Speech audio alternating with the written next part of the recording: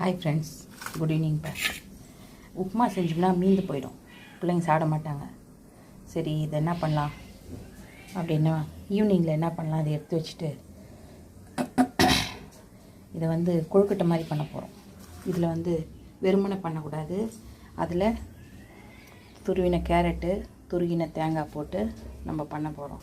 வானலில் 2 ஸ்பூன் எண்ணெய் விட்டு கடுகு, உளுத்தம்பருப்பு, கடலைப்பருப்பு, காஞ்ச மிளகாய் இதெல்லாம் போட்டிருக்கோம். இதோட இந்த கேரட்டு, தேங்காவை போட்டு 2 திருப்பிட்டு அதில் இந்த உப்புமா போட்டு 2 கலர் கலரிட்டு லைட்டாக சால்ட் போட்டு பிடிச்சி ஆவியில் வேக வைக்க வேண்டியதுதான். ஈஸி. இப்போ சாப்பிடுவாங்க பாருங்கள் பசங்க, உப்பு உருண்டைன்னு. அவ்வளோதான், உருண்டை பிடிச்சி வச்சிட்டோம். இது ஒரு 2 நிமிஷம் வேகட்டும். ஆல்ரெடி வந்தது தானே உப்புமா, திரும்பி இப்போ வர சூடு பண்ணோம். அந்த இதெல்லாம் போட்டு கலரி விட்டோம். கடுகு, உளுத்தம்பருப்பு, கடலைப்பருப்புலாம் போட்டு 2 நிமிஷம் வந்தால் போதும். உப்புமா உப்பு உருண்டை நல்லா இருக்கு அது பேர். ஏன்னா அதில் தானே பண்ணது, உப்புமாலேருந்து பண்ணேன் உப்புமா உப்பு உருண்டையை. ஸோ நீங்கள் செஞ்சு பாருங்கள், எப்படி இருக்குன்னு எனக்கு கமெண்ட் பண்ணுங்கள்.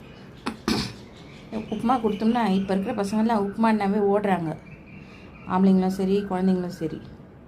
ஸோ இது மாதிரி காலையில் அர்ஜென்ட்டுக்கு ஒர்க் பண்ணுறவங்க உப்புமா செஞ்சுட்டு ஆஃபீஸ் கிளம்பிடுவாங்க. இந்த பிள்ளைங்க திங்காது. அதை எடுத்து அப்படியே வச்சுட்டோம்னா ஃப்ரிட்ஜில் ஈவினிங் என்ன பண்ணுறீங்க, கேரட் திருகி அந்த தேங்காய் திருகி போட்டு, ஆல்ரெடி இதுலேயே இஞ்சிலாம் போட்டிருக்கேன் நான், அதனால இப்போ போடலை. கொஞ்சோண்டு கடலைப்பருப்பு, உளுத்தம்பருப்பு கொஞ்சம் வறுத்து போட்டோம்னா சாப்பிடும்போது அவங்களுக்கு கொஞ்சம் நல்லாயிருக்கும், கரகர மொறுமொறுன்னு. அது மாதிரி செஞ்சுட்டு நம்ம கொடுத்தோம்னா பாலோ, டீயோ, காஃபியோ ஏதோ ஒன்று கொடுத்தீங்கன்னா சாப்பிடுவாங்க. நீங்கள் ட்ரை பண்ணி பார்த்துட்டு எனக்கு கமெண்ட் பண்ணுங்கள். பாய், அடுத்த வீடியோவில் பார்க்கலாம்.